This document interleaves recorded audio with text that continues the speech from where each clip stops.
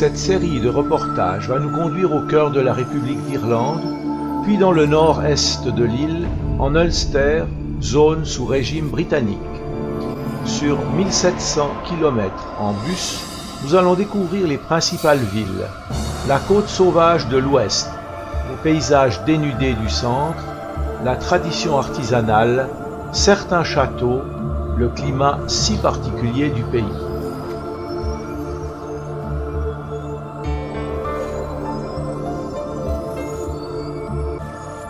Le premier volet est consacré à Dublin, la capitale de l'Irlande du Sud, dans laquelle nous débarquons après un vol de 2 heures depuis Genève. Dès notre arrivée, nous commençons par la visite de la ville. Située sur l'estuaire de la Liffey, elle bénéficie d'un climat océanique avec des hivers doux, des étés frais et des précipitations modérées. Place financière importante, elle a connu un développement intense ces dernières années, compte 520 000 habitants et plus de 1,2 million si l'on inclut la banlieue. C'est la ville la plus jeune d'Europe, avec 50% de la population de moins de 25 ans. Les quartiers nord ou North Side sont plus pauvres et plutôt ouvriers, les quartiers sud ou South Side sont plutôt occupés par des classes moyennes et supérieures. C'est un instrument pour jouer au hurling, qui est le sport d'équipe le plus pratiqué en Irlande, qui est un sport typiquement gaélique. Puis qu'ils ont construit cette grande tour de 120 mètres devant nous. Le nom officiel c'est Spire, ça veut dire la flèche, dans le sens de la flèche d'une église. Mais ici on l'appelle de needle, donc d'aiguille.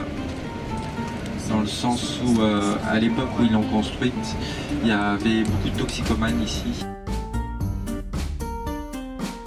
Devant nous, la statue de Daniel O'Connell, surnommé ironiquement par les Anglais le roi des Irlandais. Politicien influent de la première moitié du XIXe siècle, il obtint entre autres l'émancipation des catholiques, brimés politiquement et économiquement.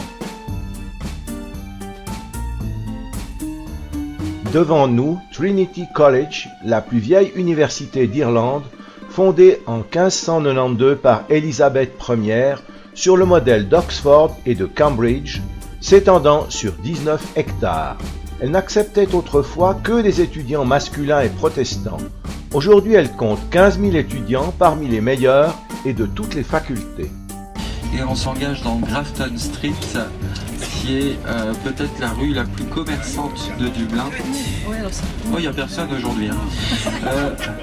C'est pire qu'en Chine. Vous avez une rue très très commerçante qui est juste en face de nous, là. Grafton Street. À gauche, le bâtiment dont on fait le tour, c'est toujours Trinity College. Nous sommes un samedi ordinaire dans le centre-ville, sur les rues piétonnes. L'ambiance y est très gaie. La foule danse, en promenade ou au shopping.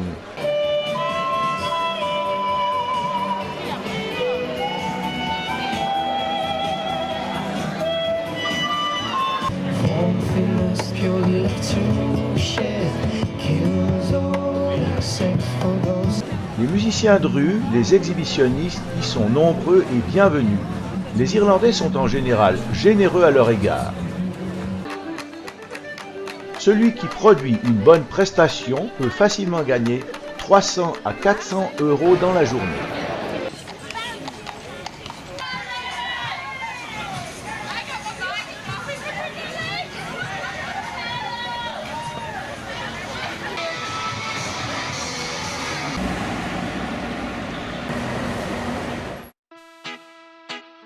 Les maisons de style géorgien datent des années 1700 où plusieurs rois Georges se sont succédés sur le trône d'Angleterre.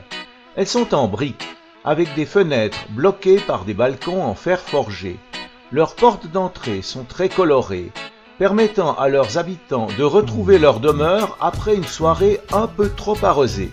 Mais ceci est de l'humour irlandais. Typiquement au sous-sol, on avait les cuisines et la chambre de bonne, au rez, la salle à manger. Le premier étage était occupé par le salon, lieu de réception, le deuxième par la chambre des parents et le troisième par celle des enfants et du majordome. Ici, la porte géorgienne la plus photographiée. Au passage en bordure d'un parc, la statue d'Oscar Wilde, célèbre poète, dramaturge, philosophe irlandais.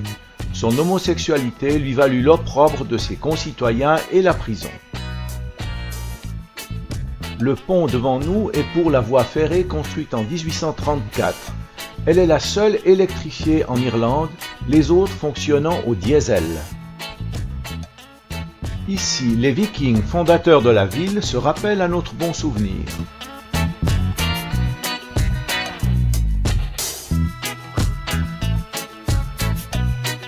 Nous suivons maintenant le cours de la rivière Liffey qui se jette dans la mer d'Irlande après avoir alimenté 3 usines hydroélectriques.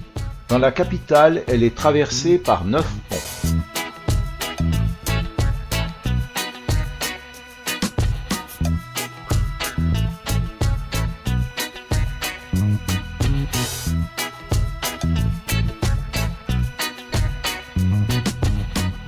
Le pont Samuel Beckett, construit en 2009, fait penser à une harpe couchée sur le côté. Cet instrument est le symbole national irlandais. Tout au fond, les installations portuaires. Les statues que l'on distingue sur les quais rappellent la grande famine irlandaise survenue entre 1845 et 1852, entre autres liée à l'apparition du mildiou qui anéantit complètement la production de pommes de terre, aliment de base de la population la plus pauvre. Elle fut aussi le résultat du morcellement des parcelles. L'effectif de la population à 9 millions chuta de 25% à cause d'une mortalité accrue et de l'émigration. Dublin a 2 églises catholiques principales. Christ Church, élevée en 1038 par les Vikings, haut lieu de culture avec ses moines bénédictins. Elle s'effondra en partie à cause de sa construction dans une tourbière. La cathédrale Saint-Patrick fut fondée en 1191, puis reconstruite en partie au XIIIe et XIVe siècle. C'est là qu'eut lieu le procès des Templiers. Saint Patrick est le patron de l'Irlande, grand évangélisateur du pays. Il vécut entre le IV et Ve siècle. Sur la droite, les bâtiments de la brasserie Guinness. Les propriétaires ont signé en 1759 un bail de 900 ans. Enfin, dernière visite de la journée, le Phoenix Park, le plus grand parc citadin d'Europe, avec ses 700 hectares, comporte entre autres un obélisque en mémoire de la victoire des Anglais à Waterloo, ainsi qu'une croix géante rappelant la visite du pape Jean-Paul II en Irlande. Il accueille également un zoo et des terrains de sport pour polo et cricket.